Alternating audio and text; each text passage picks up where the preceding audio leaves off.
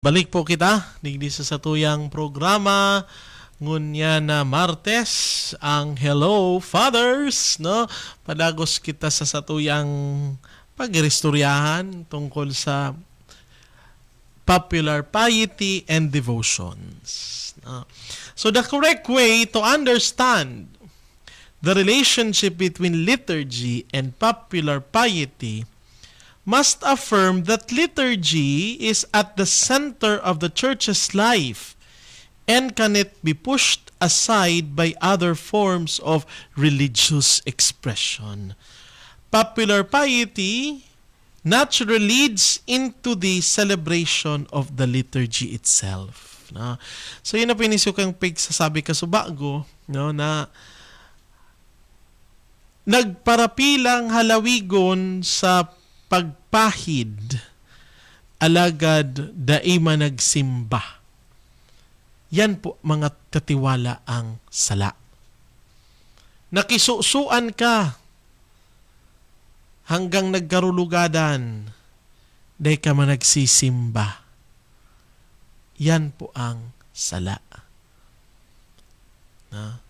So, we must yan. Kapigatarang ko po na dakol na naman ang mauyam sa kuya. Madadagit. Tanga-tanga yan. But that is what we should teach the people. No? So, yes, ang pagpahid, ang pakisusuan is an expression of faith. But we are missing the most important thing. So we are missing the most important thing. Na ining mga bagay na ini, they are just preparation for us in receiving the Eucharist. Kaya baga po, pag pista, kadako ng mga misa, no, surunudan. Tanganing, yan ang mas tawantanin halaga. Na processions must begin with the Mass and end with the Mass. No? So kaya po yan na ko na itong nakikisusuan dahil maning problema. Pero kay puhan duman ka sa pinaka halangkaw na porma. Na iya nagaandam sa nasasatuya. Na sabi kan Sacrosanctum Concilium number 13. Popular devotions of the Christian people are to be highly commended, provided they accord with the laws and norms of the Church. Na, above all, when they are ordered by the Apostolic See. Na, so, day man ang problemang dakulon ang nag-atindir, but the expression, we need to educate people. Dahil man po sa pagiging bias, nahiling taso difference. A solemn procession in Cebu. No? So procession kang primerong aldaw kang novena kay Santo Niño.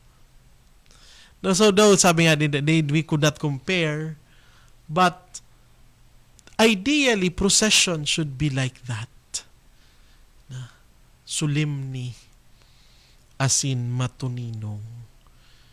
Minsan kaya dahil nawawar na yan digdi, lalo sa duman po sa kaito sa even today, itong nagbubuyong bago magtraslasyon sa Naga, yan ang mga salang pagtubod.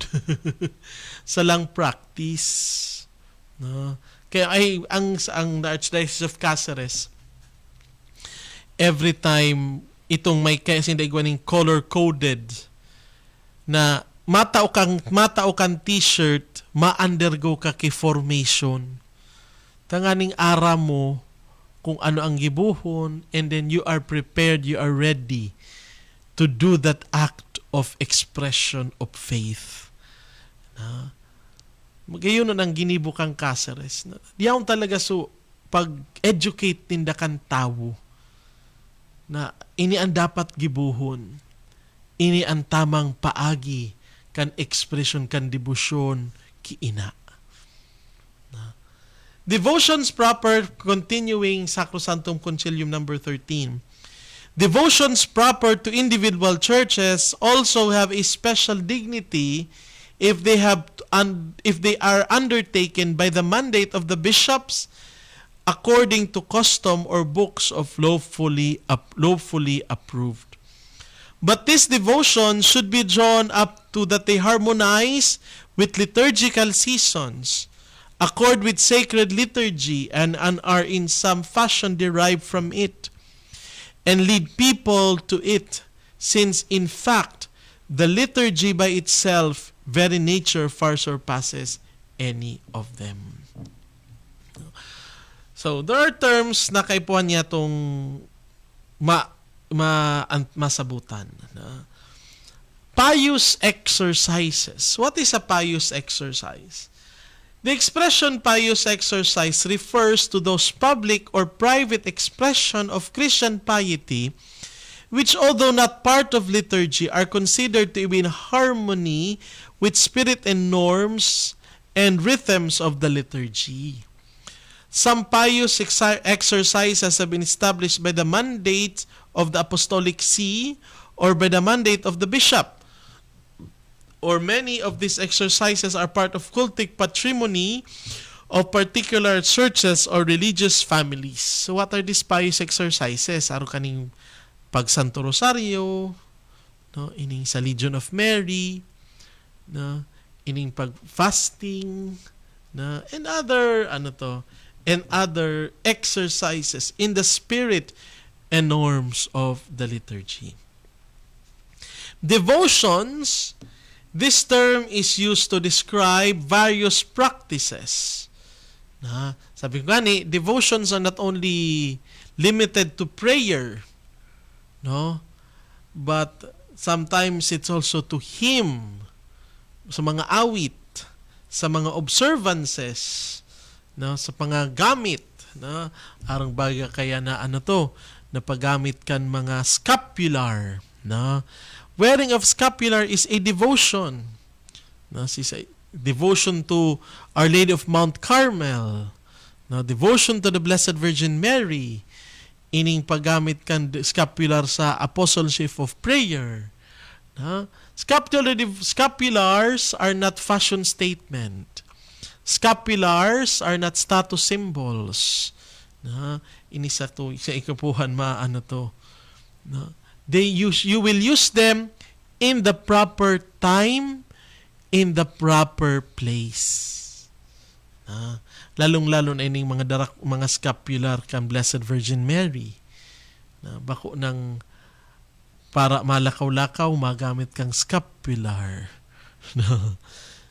So, sa tamang lugar, sa tamang panahon, sa tamang sitwasyon. Bako nang gagamiton as pagpahiling na banal-banal ka ngayon. Those are wrong expressions of devotions. So animated by attitudes of faith, such external practices manifest a particular relationship of the faithful with the divine persons or the Blessed Virgin Mary. Now, devotion to Padre Pio. You pray the novena to Padre Pio. Devotion to Our Lady or Mother of Perpetual Help. No?